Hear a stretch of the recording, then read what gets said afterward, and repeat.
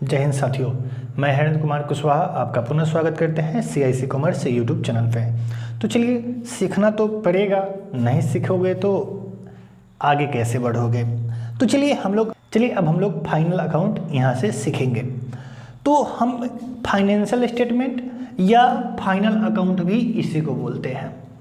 अब final account हमें क्या सोचना है, उसमें फाइनल अकाउंट में क्या लिखे होते हैं। तो फाइनल अकाउंट क्या है, तो इसमें क्या करते हैं हम लोग, वित्तीय सूचनाओं का वर्णन होता है।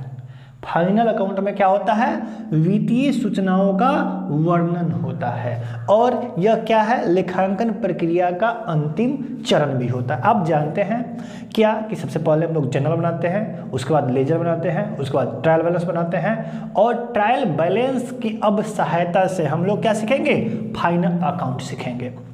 फाइनल अकाउंट किसकी सहायता से सीखेंगे, ट्रायल बैलेंस के आधार पे ही फाइनल अकाउंट का हम लोग निर्माण करेंगे। तो फाइनेंशियल स्टेटमेंट कह लीजिए या फाइनल अकाउंट कह लीजिए, हम लोग इसको कै भाग में बांटते हैं, दो भागों में बांटते हैं। कौन, एक ठो होता है, यानी फाइनल अकाउंट में कितने होते हैं, तो एक इनकम स्टेटमेंट होता है, एक ठो बैलेंस शीट होता है।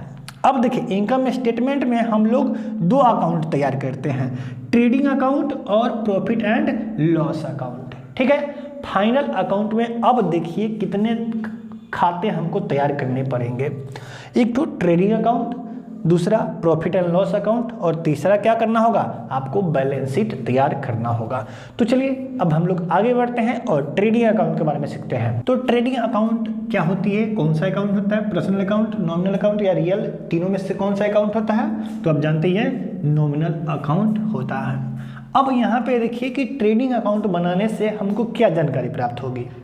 तो ट्रेडिंग अकाउंट बनाने से हमको क्या जानकारी प्राप्त होगी, तो ग्रॉस प्रॉफिट या ग्रॉस लॉस की जानकारी होती है। तो अब बात आता है कि ग्रॉस प्रॉफिट और ग्रॉस लॉस कहाँ से प्राप्त होगा, तो क्रय विक्रय के द्वारा जो हमें लाभ हानि प्राप्त होती है उसी को हम लोग क्या बोलते हैं, ग्रॉस प्रॉफिट या ग्रॉस लॉस बोलते हैं। ट्रेडिंग अकाउंट को हम लोग एक तो और नाम देते हैं क्या, गुड्स अकाउंट। इसका दूसरा नाम कह लीजिए कौन सा अकाउंट हो जाएगा, तो गुड्स अकाउंट होती है। और ये बनाया कब जाता है, तो हम लोग जो भी व्यापारी होते हैं उसको एक निश्चित अवधि में तैयार करता है। निश्चित अवधि करने का मतलब हो सकता है कि 6 माह में वो तैयार कर ले या 12 माह में तैयार कर ले। तो आई होप ये आप समझे होंगे। अब हम लोग चलते हैं ट्रेडिंग अकाउंट की फॉर्मेट और उसमें जो खर्चा लिखा आता है उसकी ओर। तो चलिए चलते हैं आगे। तो चलिए अब हम लोग देखते हैं ट्रेडिंग अकाउंट का फॉर्मेट देखते हैं और हर एक आइटम को हम लोग समझते हैं कि क्या क्या है। तो आप यहाँ पे देखिए, पहले ऊपर क्या लिखा हुआ है, ट्रेडिंग अकाउंट ऑफ, यानी जिस व्यक्ति का यह होगा उसमें, जैसे मान लीजिए हम लोग राम का अगर ट्रेडिंग अकाउंट बनाना है तो क्या लिखेंगे, ट्रेडिंग अकाउंट ऑफ राम। अब हम लोग लिखेंगे क्या, फॉर द ईयर इंडेड। अब ईयर इंडेड आपको क्या बताया है, 6 माह पे भी बना सकते हैं या 12 माह पे भी बना सकते हैं। तो आप यहाँ पे देख लीजिएगा कि ईयर इंडेड आपका क्या है। अब बेसिकली क्या होता है, हम लोग वर्ष के अंत में ही बनाते हैं, तो 31 मार्च को या 31 दिसंबर को बनाएंगे। ठीक है, तो आप जो ये बनाइएगा उस दिन का डेट आप लिख लीजिएगा। ये तो आप फॉर्मेट समझ गए होंगे। तो इसमें अब क्या क्या है, अब देखते हैं। एक तो क्या है, ओपनिंग स्टॉक। ओपनिंग स्टॉक क्या है, ये आप बहुत बढ़िया से जानते हैं आप।